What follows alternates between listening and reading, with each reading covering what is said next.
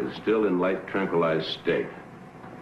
We'll attempt to stimulate the consciousness by injection of naline.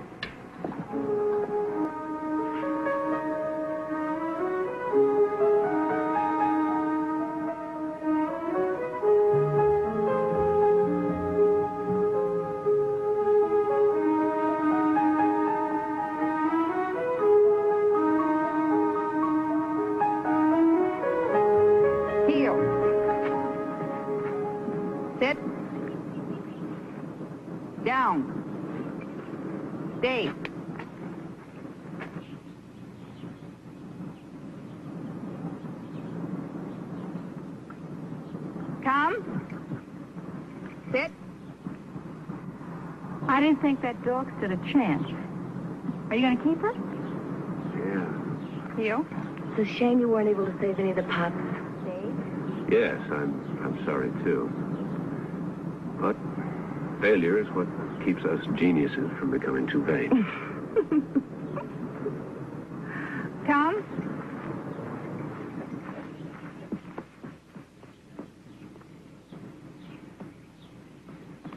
Somebody forgot to tell her that dogs and children always like me. She's obviously been well trained. You don't need me. Thanks for your help.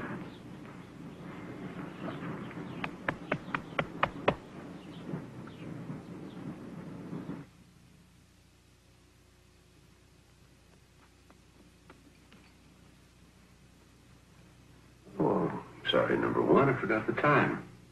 Go get your dinner.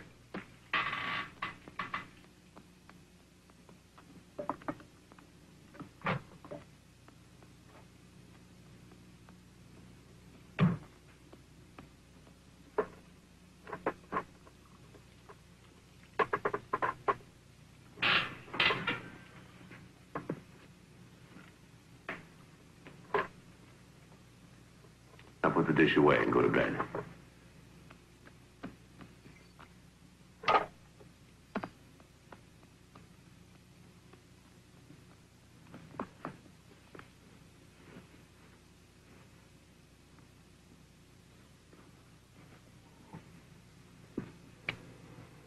Number one's ability to learn is extraordinary.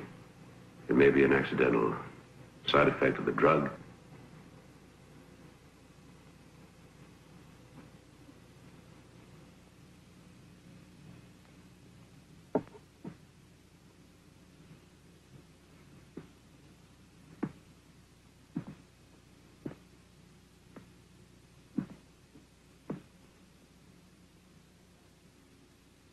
I have decided to attempt, under controlled conditions,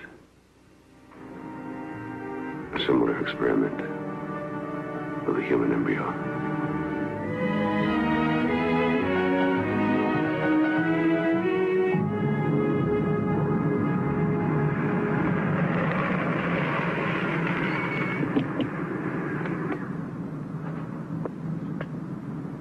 Stay. I won't be long.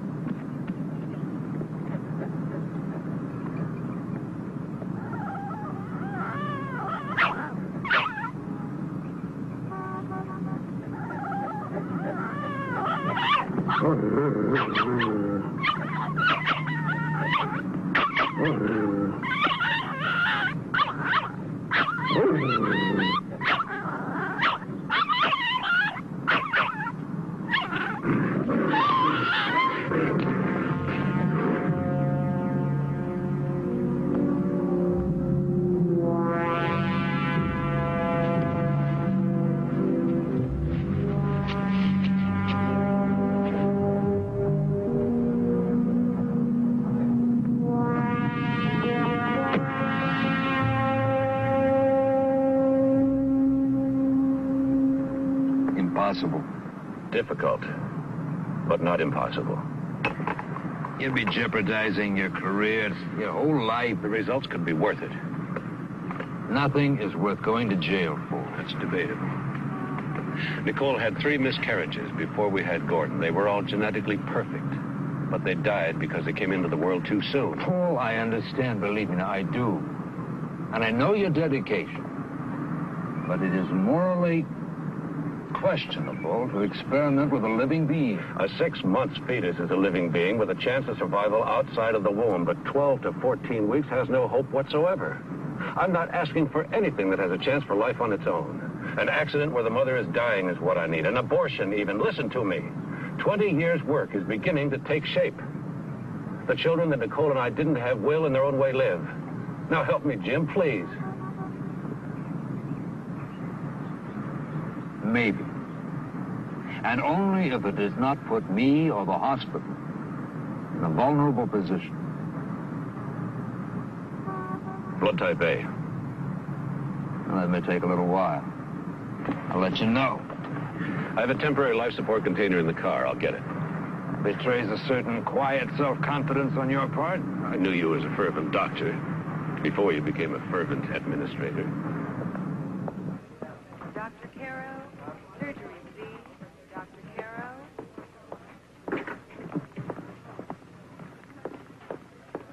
Dr. Shrimp, obstetrics, please. Dr. Shrimp. Paul. Jim Whiston. Yeah, Paul. I've got an attempted suicide down here who's not going to make it. She's 14, 15 weeks pregnant and the right blood type.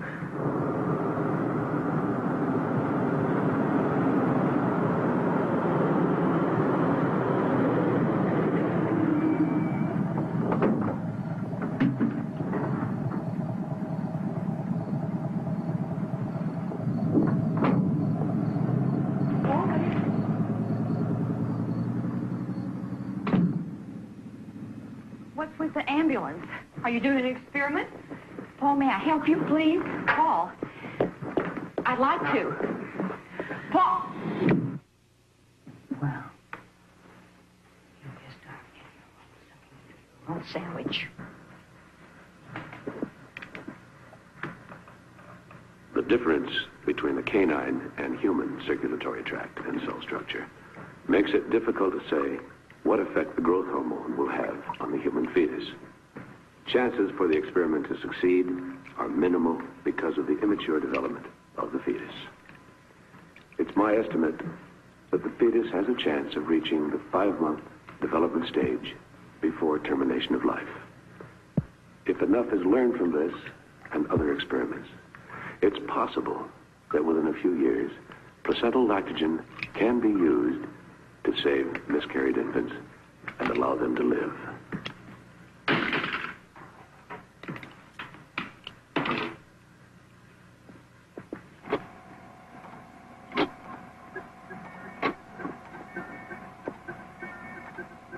Continuous life support began at 11:50 p.m., February 5th. Heartbeat and other vital signs normal. 10 a.m., February 6th. Fetus showed signs of hypoxia. I made an adjustment, and the oxygen saturation is stabilized.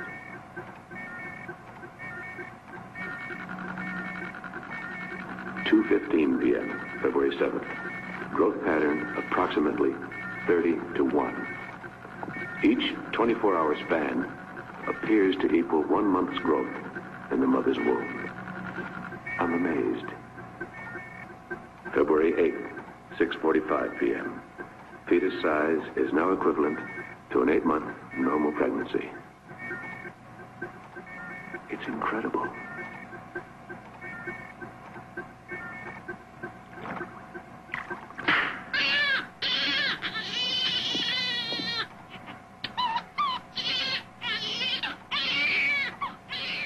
Growth hormone discontinued, and the baby transferred to an isolette at 9:10 p.m., February 9th.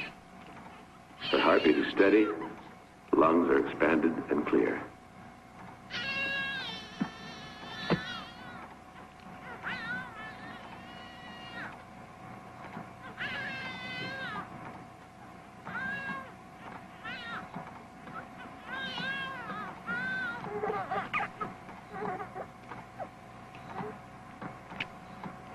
This is the most significant advance in fetal research in the last 10 years.